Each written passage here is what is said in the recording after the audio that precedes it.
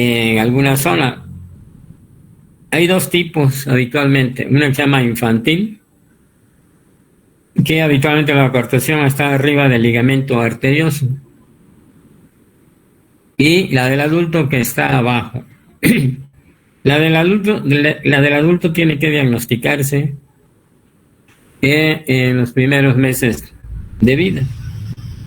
Y esta es la del tipo infantil. Y la del adulto habitualmente lo encontramos en pacientes que ha pasado desapercibida la coartación. Entonces la vemos solo ocasionalmente. Lo ideal es toda la coartación aorta diagnosticarla en los primeros meses de vida, pero a veces por alguna causa se pasa y llega con nosotros habitualmente paciente de 20 años, 5 años más, 5 años menos, y llega con nosotros con hipertensión arterial. Entonces todos sabemos que la causa más frecuente de hipertensión arterial en jóvenes es enfermedad renal crónica. Y si a eso observamos al paciente y lo observamos un tórax amplio, ¿verdad? Y habitualmente las extremidades pélvicas más delgadas, bueno, son otros datos, pero lo más importante es pensar que un joven pudiera tener una coartación de aorta. ¿Por qué llega con nosotros por hipertensión arterial? Ya les expliqué que primero voy a pensar en enfermedad renal crónica, pero el paciente habitualmente tiene palidez, tiene anemia, volúmenes urinarios bajos, etc. Entonces, la otra causa rara puede ser una coartación de aorta, que tiene la presión arterial muy alta en las extremidades pélvicas, en las extremidades torácicas, y bajas en las extremidades pélvicas. Entonces nos dicen que lo más importante es pensar al diagnóstico. Cuando se piensa al diagnóstico, entonces, ahí cuando lo vemos por primera vez, ponemos una mano en el pulso humeral para tocar el pulso humeral y la otra mano en el pulso femoral. Y vemos que el pulso humeral está muy intenso y el femoral está disminuido en forma importante. Procedemos a tomar la presión y va a estar muy altas en las extremidades superiores y bajas en las extremidades pélvicas.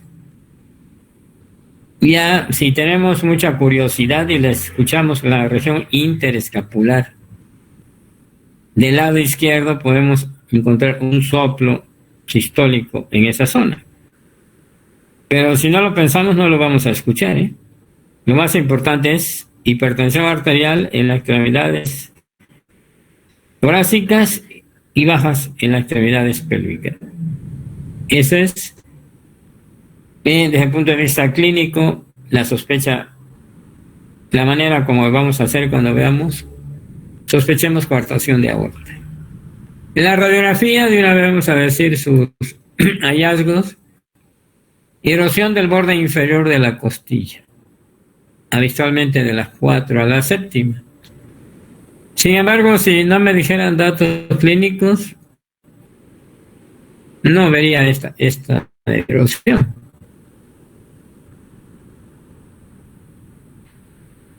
Aunque intencionadamente pudiera buscarse, pero solo intencionadamente.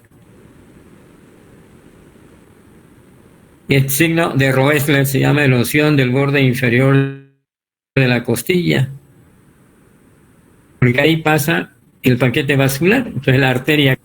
Y si diéramos un trago de bario, esa coartación, a final de cuentas, produce una dilatación postestenótica y nos va a dar el signo del 3 invertido. Aquí lo están viendo. Den cuenta que aquí hay una muesquita y aquí hay otra. 3 invertido. Son los signos radiográficos de coartación de aorta, aunque el signo de Roesler es el más característico, pero si clínicamente no lo dicen que lo tiene, probablemente no lo vamos a encontrar, a buscar. Pues ya sabemos que cualquier masa pulsátil en abdomen pues puede ser un aneurisma de la aorta.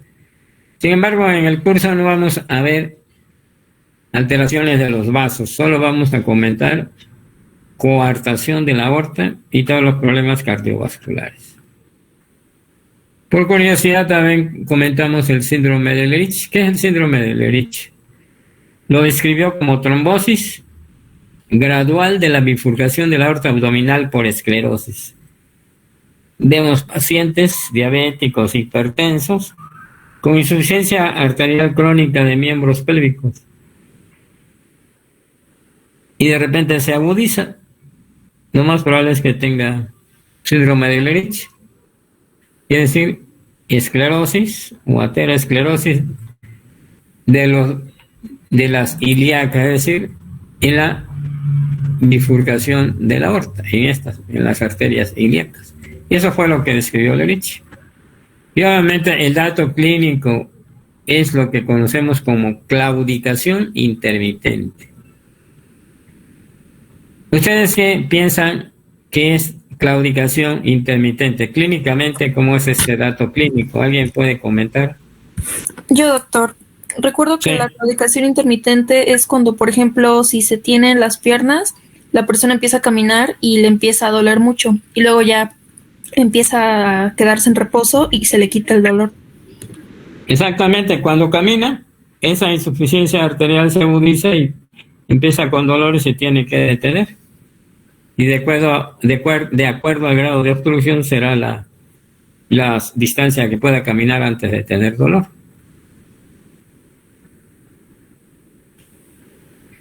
Ahora, de pericarditis aguda que debemos de saber, fíjense. Clásico es el dolor tipo pericárdico que ya comentamos. Dolor en cara anterior de tórax, que habitualmente no es opresivo. Es un dolor de intensidad variable, quiere decir, puede ser leve hasta muy intenso. Pero es persistente y dura días. Y el clásico es aquel paciente joven, masculino, en promedio de 25 años, es decir, que tenga entre 20 a 30 años aproximadamente. Tiene un cuadro de infección respiratoria aguda, cuando menos 2 o 3 semanas previas. Empieza con dolor torácico, persistente, y este paciente, si va nosotros, cuando empieza el dolor agudo y tomamos un electro, es el que vamos a encontrar los datos clásicos de pericarditis aguda, que ahorita vamos a comentar. Puede tener un frote pericárdico. El frote pericárdico, si tiene pericarditis aguda, pero si no tiene, también la puede tener. Entonces, la imagen clásica de la pericarditis, imagen en bandera, es decir, elevación del segmento ST, pero de concavidad superior.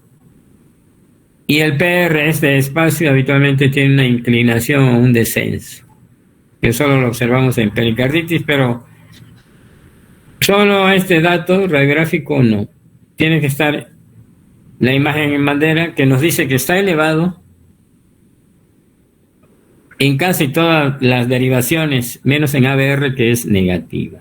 Y el antecedente es que les comenté, y el dolor. El dolor clásico ya sabemos que es un dolor retroesternal, intensidad variable, que se exacerba con los cambios de posición. Y eso es lo más importante. Y se irradia a los trapecios.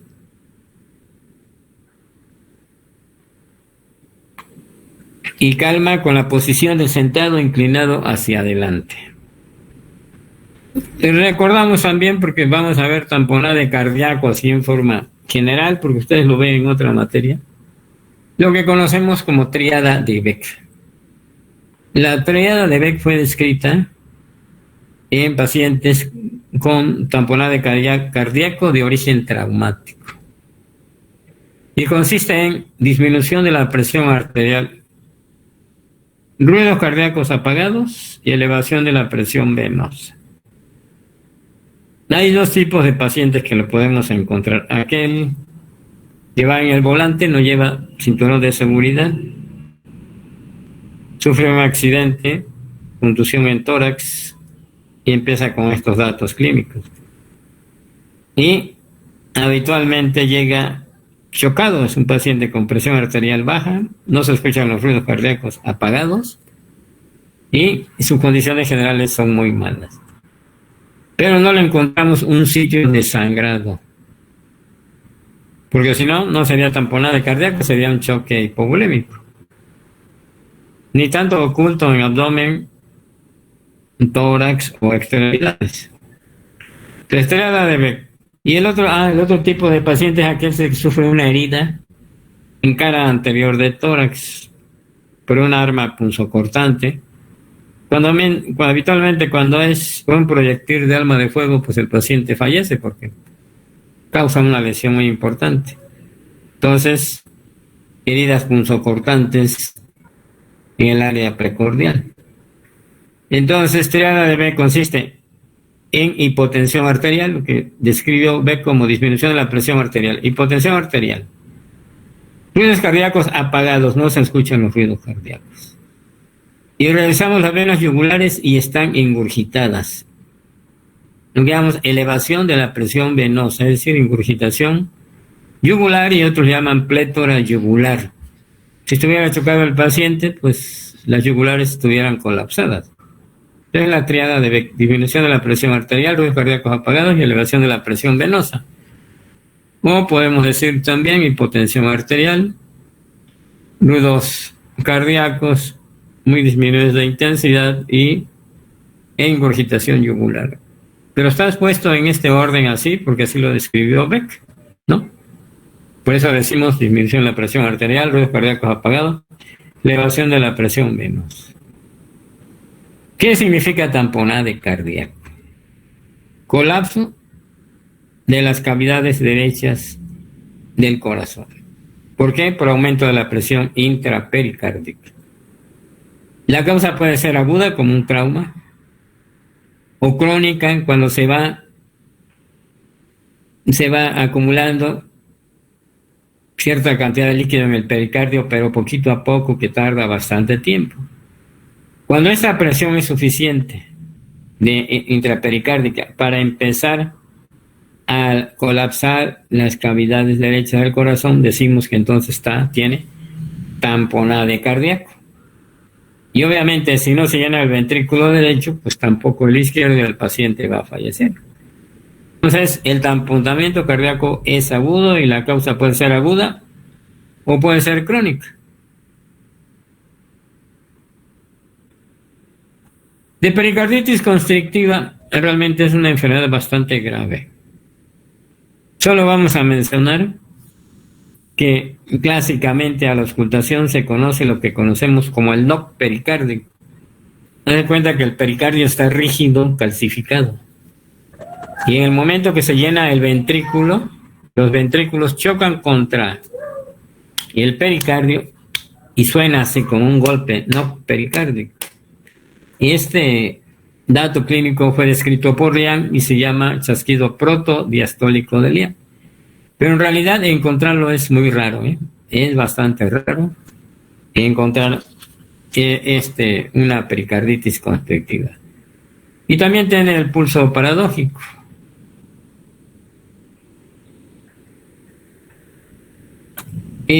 La pericarditis constrictiva es muy rara, pero fácil de diagnosticar con una radiografía. Calcificación del pericardio. Es una pericarditis constrictiva. Y la población general, ¿cuándo la vemos? Yo nunca he visto en urgencias, que he estado muchos años desde el 1982. Jamás he visto un caso de una calcificación pericárdica. En algunos sitios de cardiología sí hay, pero en general es muy raro verlo.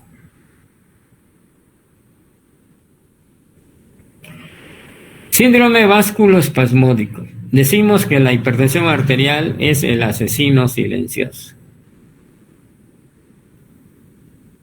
¿Cuál consideran ustedes que es el dato clínico más frecuente de hipertensión arterial?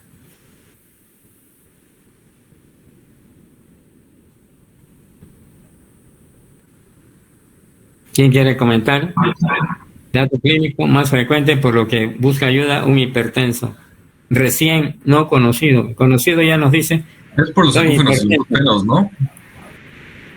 ¿Alguna otra opinión? Bueno, la cefalea también. Bueno, le dije que la hipertensión arterial es el asesino silencioso. Un paciente puede estar asintomático y ser hipertenso. Afortunadamente, todos los pacientes que vemos le tomamos la presión, los signos vitales. Entonces, tener en cuenta que asintomático puede ser hipertenso, sí. 2, por lo que acuden al hospital más común es por cefalea. ¿Verdad? Que no se sepan hipertensos y acuden por cefalea. Pues sí. Y cuando llegan con nosotros con cefalea, tinnitus y fosfenos, como está aquí, habitualmente tienen la presión muy alta y ya tiene bastante tiempo de hipertenso. Cefalea, tinnitus y fosfenos. Se llama síndrome vasculoespasmódico. El nombre lo está diciendo. Hay un espasmo arteriolar a nivel cerebral por la gran hipertensión arterial. Quiere decir que la hipertensión es bastante alta y es capaz de producir un espasmo vascular. Eso es lo que significa el síndrome vasculoespasmódico. Entonces, en realidad, habrá hipertensos asintomáticos, desconocidos que no saben con hipertensión. Los que llegan por primera vez, habitualmente cefalea, y cuando llegan cefalea y tinnitus fosfeno es que la presión está muy alta. Por eso dice aquí crisis hipertensiva. Y después, desde el punto de vista aquí viene nada más una pregunta que vamos a tratar de resolver. A la demás, ustedes tratan de resolverla. Dice aquí 18 años, acude a la consulta por cifras elevadas de presión arterial. Clásico, ¿eh? Asintomático desde el punto de vista cardiovascular. En la exploración física destaca un clic de eyección en mesocardio. Clic de eyección significa qué tipo de válvula lo está produciendo. ¿Qué válvula se abre después de la contracción isovolumétrica? Las Eyección. ¿Qué? Las semilunares. Sí. Entonces, clic de eyección es la única que se pueden abrir en el momento que inicia la expulsión, ¿no?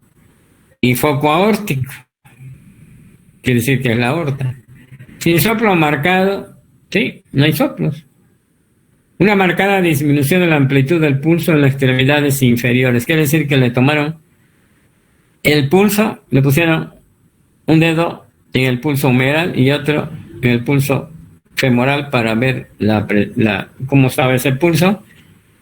Y está muy marcada la amplitud del pulso en las extremidades inferiores. ¿Cuál es el diagnóstico más probable? ¿Coartación? ¿Eh? Coartación aórtica. Coartación. Porque esta pregunta no la hice yo, está en el CTO. Todas las preguntas que están en las presentaciones son del CTO. Pero es importante porque nos habla de un paciente que en ocasiones vemos. Pocas veces diagnosticamos por primera vez una coartación que se ha pasado por varios médicos. En el Hospital del Norte solo he diagnosticado 2, uno de 20 años y otro de 16 años. El de 16 años fue un poco más. Ese paciente entró a un gimnasio, no se sabía hipertenso, y entonces ya saben que en el gimnasio en algunos lugares, pues no todos como siempre, le dan energizantes, le dan proteínas y le dan varias situaciones así. Entonces le detectaron presión arterial después de varios meses de estar ahí. Pensaron que era por el ejercicio. Fue con un médico y le dieron antihipertensivo, pero empezó con cefalea intensa en un momento dado y llegó con nosotros. El tórax estaba amplio, hacía la exploración, las extremidades pues más o menos bien, no tenía cara de enfermo renal.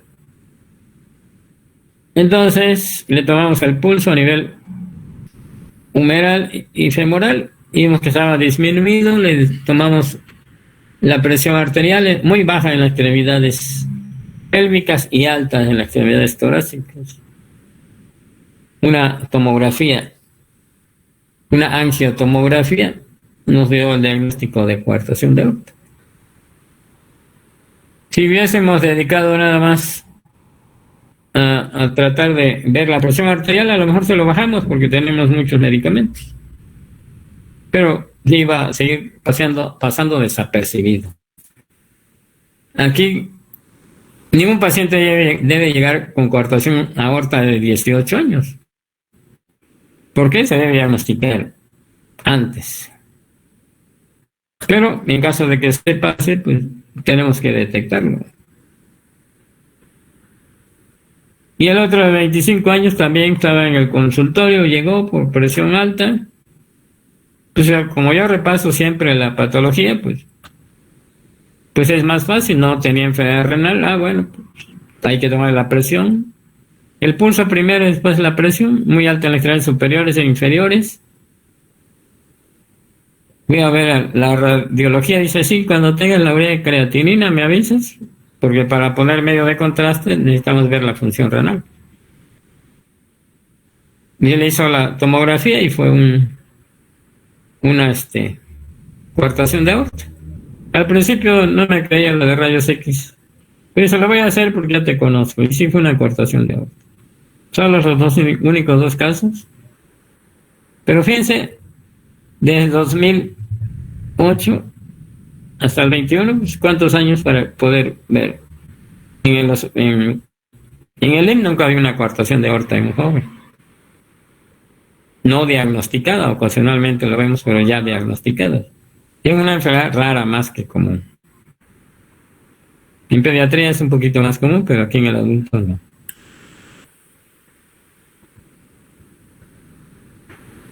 Entonces, con esto terminamos historia clínica. Como ven, dimos un repaso por los datos clínicos más importantes en relación a los problemas cardiovasculares. Si se fijan bien, no son muchos datos. Uno, en el interrogatorio, obviamente, ¿qué más comentamos en relación a lo que no tengan otros pacientes que le preguntamos? Muerte súbita, ¿no? Aquellos que tienen cutis largo. Y aquellos pacientes que tienen soplos, hay que preguntar si tienen fiebre reumática. Son preguntas que no le hacemos a la mayoría de las personas. Saber disnea, hipertensión venocapilar pulmonar por aumento de la presión del atrio izquierdo o la presión del ventrículo izquierdo, aurícula izquierda. Y el dato clínico que nos da es disnea. Dando entonces como resultado la triada clásica de insuficiencia, clínica de insuficiencia cardíaca izquierda, es decir, lo que llamamos disfunción diastólica del ventrículo izquierdo. Es lo mismo, nada más que nos confunde por eso de disfunción. Eso lo vamos a explicar después en insuficiencia cardíaca. Que los datos clínicos son disnea, estertores crepitantes, ingurgitación yugular, etc. Desdoblamiento del segundo ruido, ¿verdad? Fisiológico, paradójico, fijo y constante. Los soplos de cada válvula, si son diastólicos o sistólicos, estenosis e insuficiencia, pues tal vez sería eso lo más relevante. Ahora, ya sabemos, ya recordamos algo de la anatomía, del ciclo cardíaco, datos clínicos, y ahora cómo vamos a estudiar a nuestro paciente. ¿Cómo lo vamos a estudiar? Hay dos estudios iniciales. A ver, voy a buscar la presentación y ahorita seguimos.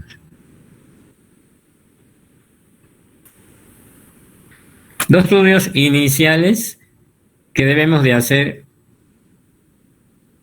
en los pacientes que tienen una cardiopatía, no importa la cardiopatía que ustedes piensen, electrocardiograma y una RX de tórax. Cuando yo envío a un paciente al servicio de cardiología, debe de llevar ya en cualquier institución, ¿verdad? Debe llevar un electro y una radiografía de tórax. Más todos sus exámenes básicos. ¿Cuáles son los exámenes básicos? Pues biometría hemática, ¿verdad? Pues química sanguínea, glucosa, urea, creatinina, función renal. Siempre nos piden electrolitos séricos, para cómo está el sodio y el potasio. Tiempos de coagulación.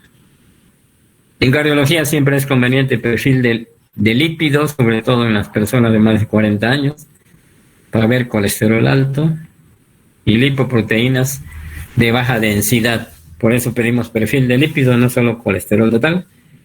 Y en algunos casos, ¿cómo está la función tiroidea?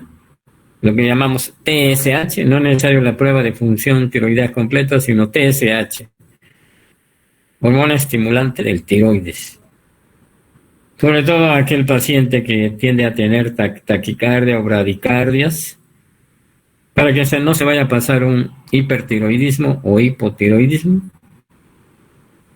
Y estamos hablando de personas de más de 40 años. Claro que un niño pues es distinto con los estudios básicos y un electro y tórax. Después ya el estudio que le seguiría sería un ecocardiograma. Pero el ecocardiograma el que lo hace ya es un cardiólogo, entonces ya va específicamente a ellos, eso ya depende de ellos si es conveniente hacerlo o no. En la mayoría de todas las patologías cardíacas, el ecocardiograma es fundamental. Pero si me dijeran, llega por dolor torácico, pues ahí un eco es fundamental, sí. Pero lo más importante es saber si tiene un infarto agudo del miocardio con elevación o sin elevación del segmento ST. Y por lo tanto mandarlo a la sala de hemodinamia, que sería el estudio siguiente, diagnóstico y tratamiento. También tenemos biomarcadores cardíacos, estos cuales que lo vamos a ver en cada patología. Por ejemplo, vamos a empezar con el BNP o NT. Sí. Perdón, ¿está proyectando? No. Ah, ok, perdón, me lo siento. Perdón. No sé nada, estoy comentando lo que vamos a ver a continuación. O sea, ¿qué es lo que le vamos a pedir a nuestro paciente? A nuestro paciente, si tiene cardiopatía isquémica, si tiene insuficiencia cardíaca, entonces le pedimos BNP o NT pro BNP. Eso lo comentaremos cuando veamos insuficiencia cardíaca. Cuando es cardiopatía isquémica, obviamente la troponina I. Y también le podemos pedir el BNP. Eso es lo que pediríamos en la mayoría de los casos. Y ahora, como los dos estudios fundamentales son RX de tórax PA, vamos a comentar algo de radiografía de tórax. Entonces, nuestra siguiente presentación es estudios de gabinete. ¿Cómo vamos a estudiar a nuestro paciente? Entonces, lo primero es una radiografía de tórax, que aunque es un estudio muy sencillo y simple, es un estudio inicial en todas las cardiopatías. Ya les expliqué que cuando mandamos un paciente a cardiología, no nos los aceptan si no lleva su tórax y su electro y su laboratorio es básico. Sin olvidar, si obviamente más de 40 años, perfil de lípidos y TSH. Entonces, radiografía de tórax. ¿Cuál es la radiografía que nos interesa actualmente? Lo que llamamos tele de tórax, teleradiografía de tórax. Decimos tele de tórax o es una radiografía PA. La mayoría de ustedes ya llevó imagen, creo que se llama la materia, y por lo tanto pues ya tienen idea o ya se sabe lo que vamos a comentar. Si hay una discrepancia entre lo que le digo yo y lo que le dijo el radiólogo, el que tiene la razón es el radiólogo, porque sabe más de radiografía. Sin duda. Entonces, pero me lo comentan. Radiografía de tórax PA, póstero anterior. ¿Por qué es póstero anterior? Porque el rayo, ¿verdad?, expone al paciente en la cara posterior y captura la imagen en la cara anterior, por eso se llama póstero anterior o teleradiografía de tórax por la distancia en que se encuentra. Esta es la radiografía que siempre nos piden. Y en ocasiones a algunos le agregan la lateral, la tórax lateral. Pero mínimo debe tener su PA de tórax.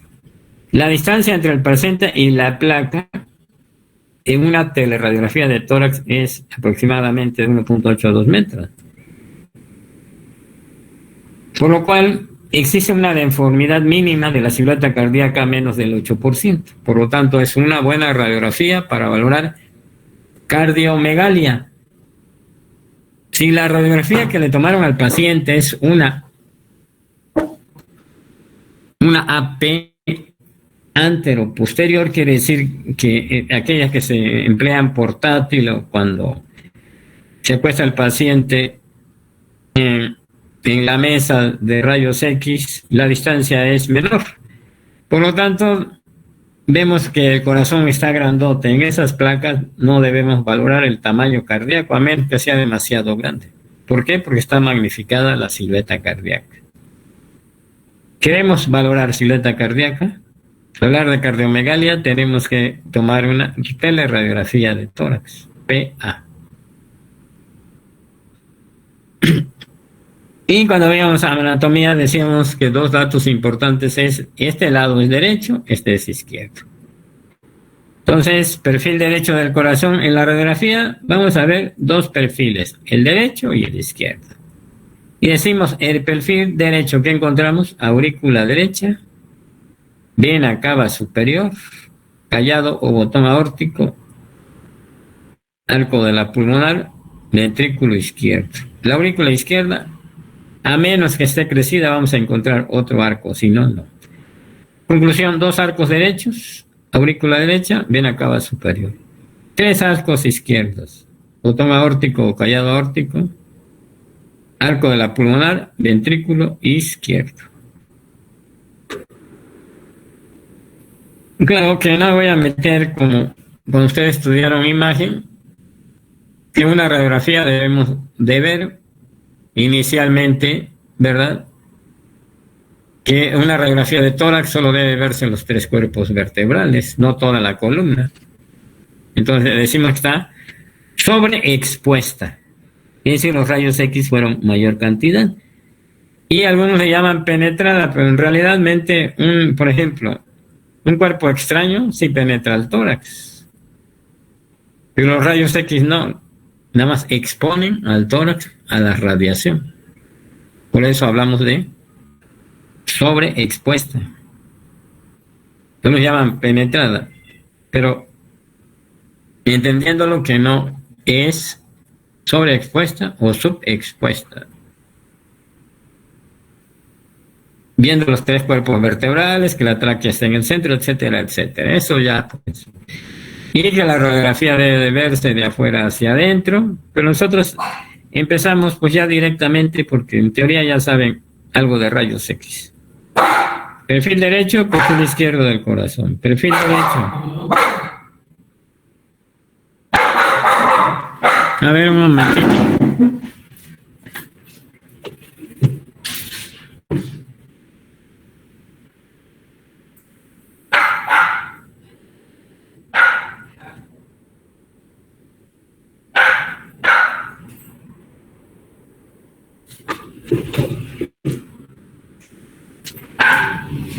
Entonces, de abajo hacia arriba, aurícula derecha, el arco de la aurícula derecha, vena cava superior. Y el izquierdo, de arriba abajo, botón aórtico, arco de la pulmonar, ventrículo izquierdo. Aquí está, ¿no? A ver, ¿alguien me quiere decir esta radiografía que vemos?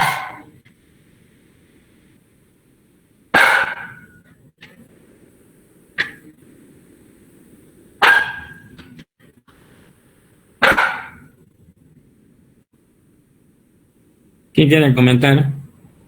Para ver esta radiografía de la silueta cardíaca que vemos.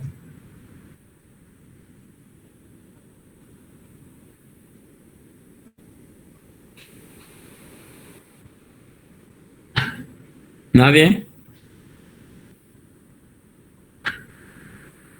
De 41 nadie quiere comentarla. Yo le voy preguntando qué arco vemos. A ver, ¿qué vemos aquí? ¿Este arco a qué corresponde? Ese corresponde a la aurícula derecha. Acá arriba. Esto que se ve subiendo es la vena cava superior. Vena cava superior, aquí. Ahí. Arco aórtico. Ajá. Arco aórtico. El arco aórtico Aquí. y el botón aórtico. El botón aórtico. Mira, a ver, le llamamos arco aórtico, collado aórtico, botón aórtico. Todo esto es correcto. Después, ¿qué sigue? El tronco de la pulmonar. Aquí está el hilo. Es el arco de la pulmonar o el tronco de la pulmonar. El arco de la pulmonar. Aquí está. Y ahora sigue. Todo el ventrículo izquierdo. Ventrículo izquierdo. Acuérdense, el ventrículo derecho está atrás del esternón. No lo vamos a ver. Claro que cuando crece, levanta, como habíamos comentado, la punta del corazón arriba. Y cuando crece el ventrículo izquierdo, la punta del corazón se va hacia abajo y hacia afuera. La lateral izquierda es importante también comentarla. Si este es el esternón, ¿qué ventrículo será este? El derecho. ¿Qué ventrículo se encuentra atrás del esternón? Derecho, doctor. Ventrículo derecho. Y aquí ya decimos perfil anterior, perfil posterior, ¿sí? Si es anterior, será siempre ventrículo derecho. Este será... A veces vemos aquí que se asoma la vena cava inferior, ventrículo izquierdo, y vemos esta columna de la tráquea. La tráquea está arriba, ¿verdad? Los bronquios, bronquio izquierdo, bronquio derecho. El izquierdo tiene que seguir esta dirección, así como ven aquí hasta acá, esa columna de aire. Si la vemos que está levantada, lo que está levantando es el atrio izquierdo, la aurícula izquierda que está acá. Bueno, ese es.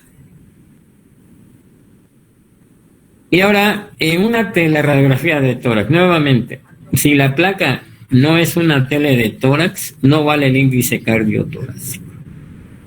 Por ejemplo, a muchos pacientes ahorita que está la pandemia, con insuficiencia respiratoria, no pueden pararse, etcétera, le tomamos una radiografía de tórax acostado y claro, si sale alguna alteración ya se le hace una tomografía de tórax y se tiene cardiomegalia, pues habitualmente el corazón siempre está magnificado en un tórax PA, ¿verdad? AP, es decir, una tele de tórax o AP. Necesitamos saber qué es tele de tórax. ¿Cómo se mide el índice cardiotorácico? Diámetro máximo del corazón. Entonces, el diámetro máximo del corazón, yo trazo una línea aquí en medio. Diámetro del atrio derecho, ventrículo izquierdo, y obviamente la suma de los dos es el diámetro máximo del corazón. Sobre el diámetro máximo del tórax, tomando en cuenta que es cardiotorácico, tórax, corazón, perdón, sí, tórax, corazón. No voy a poner esa línea hasta acá abajo. ¿Por qué? Porque ya no está la silueta cardíaca, obviamente tiene que ser a esta altura. Índice cardiotorácico, diámetro máximo del corazón, diámetro máximo del tórax, tomado en la cara interna, fíjense bien. Y debe de ser, claro, en porcentaje, por eso se multiplica por 100, debe ser el 50%. Si es más del 50%, ya tiene cardiomegalia. Si no, no. Menos del 50% es normal. Si no lo multiplicamos por 100, nos va a dar 0.5. 0.5 es normal y arriba de eso ya es cardiomegalia. La oblicua anterior izquierda y oblicua anterior derecha, ya habitualmente estas radiografías no se toma. Sin embargo, vamos a comentar esta radiografía. Oblicua anterior derecha. Fíjense bien, porque a veces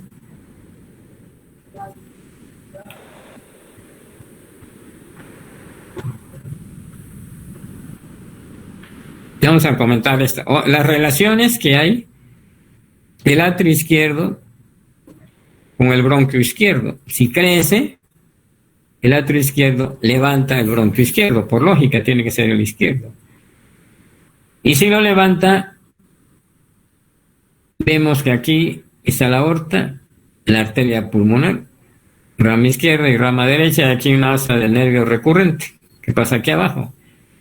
Por lo tanto, se comprime y un dato clínico tardío, habíamos comentado que es la disfonía. Fíjense bien dónde está el atrio izquierdo, en la cara posterior. Entonces, aquí en esta radiografía, ¿verdad?, que estábamos viendo, vemos aquí está el esófago. Si diéramos un trago de bario en el esófago y le tomáramos esta proyección, en lugar de estar el esófago derechito hacia abajo, vamos a ver que está desplazado hacia atrás. Antes de la época del eco sí se tomaba esta radiografía para ver si el atrio izquierdo rechazaba el esófago. Actualmente ya no. Comentaremos de forma rápida las demás proyecciones, pero para tener una idea que es muy fácil. Bien. Ahora vamos a ver oblicua anterior izquierda. ¿Qué es lo importante en este caso? Oblicua anterior izquierda. Esta es la oblicua anterior izquierda. Fíjense bien. Aquí está el esternón y aquí está la columna. ¿Qué ventrículo será este? Derecho, aquí está el esternón. Atrás del esternón siempre que está ventrículo derecho de acá, ventrículo izquierdo. La columna de aire, ¿verdad?, de la tráquea, aquí el bronco izquierdo, que debe de ir en esta dirección. Si lo levanta es el atrio izquierdo. Después se le da un trago de bario y se toma la oblicua anterior derecha. Entonces la proyección es así. Aquí se está viendo el esófago porque se le dio un trago de bario.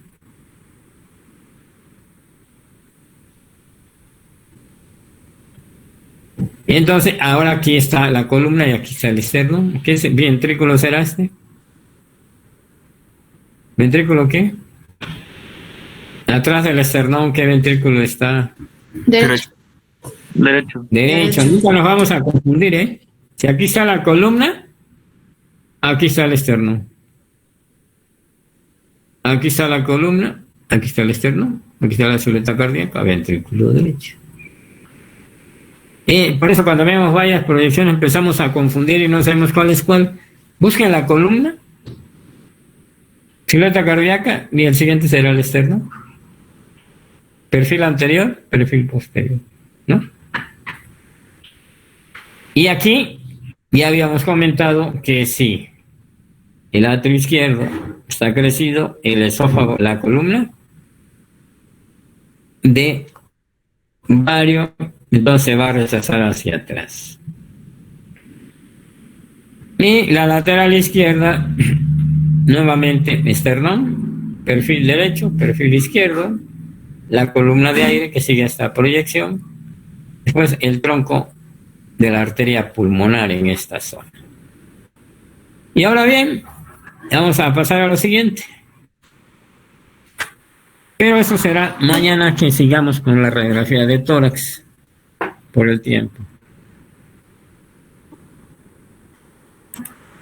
Entonces nos quedamos que ya vimos la silueta cardíaca, perfil derecho, perfil izquierdo, la PA de tórax, que es lo más importante. 2. Mañana vamos a ver ya la vascularidad pulmonar. Eso es lo que vamos a ver mañana, para después algunas radiografías clásicas y después ya nos pasamos a comentar algo de eco, nada más comentado, no vamos a ver en realidad ecocardiograma porque es es algo también bastante complejo.